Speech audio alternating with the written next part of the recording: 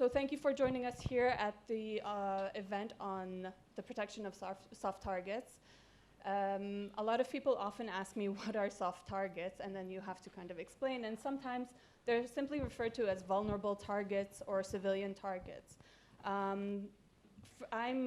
should introduce myself, of course. Sorry, I'm Farah Kasim. I'm with UN CTED. So CTED is the Counter-Terrorism Committee Executive Directorate. We support the Security Council in their work on countering terrorism and all over the world, terrorism in all its forms. And so I bring with me the UN perspective. And so what I'll be doing today is simply introducing the topic, although it looks like a lot of people here are in law enforcement. I can see a few uniforms, so you're probably already well aware of what soft targets are, but we'll just simply introduce the topic. I'll tell you what the UN is doing on it and the Security Council specifically, and then we'll move forward with our line of panelists. We have 6 panelists today, so a lot of expertise in the room. Although there's no internationally agreed consensus as to what constitutes a soft target, the term has typically been used to describe public spaces or other locations that are easily accessible, predominantly civilian, and often that have limited security measures in place. So these locations are numerous and have been a preferred target for terrorist attacks for quite some time now.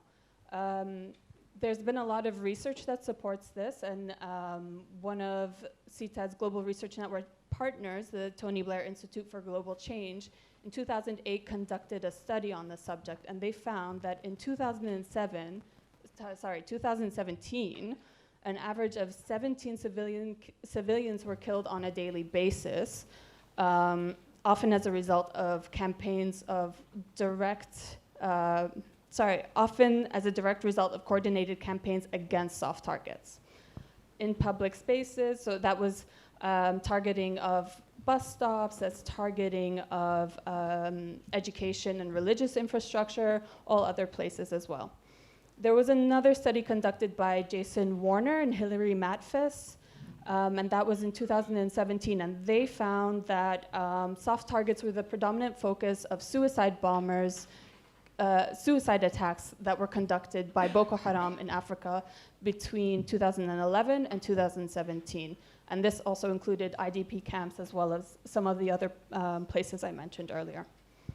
So protecting these public spaces is really complex because obviously they're public spaces. They should be public. It's your restaurants, it's your stadiums, it's entertainment venues, it's where people live their lives.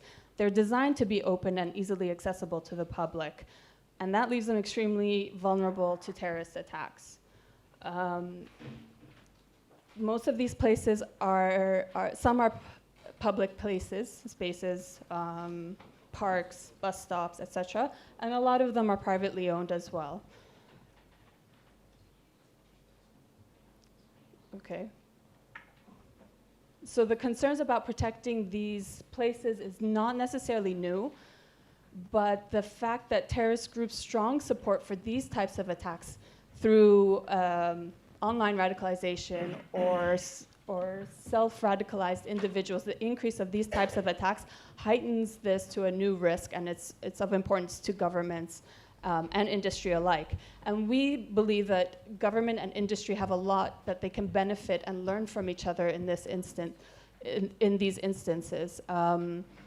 These kinds of partnerships are essential when it comes to protecting civilians against soft target attacks, as government have specialized knowledge and intelligence about terrorism, and the industry owns and operates most of the places being targeted. So it only makes sense that they benefit from each other and come together and have conversations about this. And this is something maybe we'll raise within the questions as well, or throughout the panel discussions. So we've identified at CTED a need for countries to develop and expand existing national strategies and action plans to consider the risk and threat to public spaces. So this includes identifying, prioritizing, and protecting soft targets in collaboration with industry who has information and know-how of its own. In February 2017, at the UN, the Security Council adopted Resolution 2341, and that was kind of a first step at its interest in protecting soft targets, but this was on the protection of critical infrastructure and the enhancements of states' capacities to prevent attacks against critical infrastructure. It called upon member states to address the dangers of terrorist attacks against such targets. The resolution invites member states to consider possible preventive measures in developing national strategies and policies. So from this, we were able to develop also a compendium, and it's available online on our website. I'm sorry, we're very squished in here. So we have a compendium that provides information on the protection of critical infrastructure that was developed with other institutions, including Interpol, and it provides states with reference material on the development of these kinds of strategies to reduce risk and to enhance protection of these places. And that compendium is being further developed and is going to include a specific chapter on soft targets, and that will most likely come out next year with the rest of the compendium. But as it is, the compendium, integrates already elements of protecting soft targets. But in our discussions with member states and other entities such as GCTF, we found that protection of soft targets has its own issues that we need to develop further and kind of tease out a bit more. And in December 2017, the Council took it a step further and adopted Resolution 2396, which specifically talks about soft targets and the importance for member states to develop appropriate contingency and emergency response plans for terrorist attacks.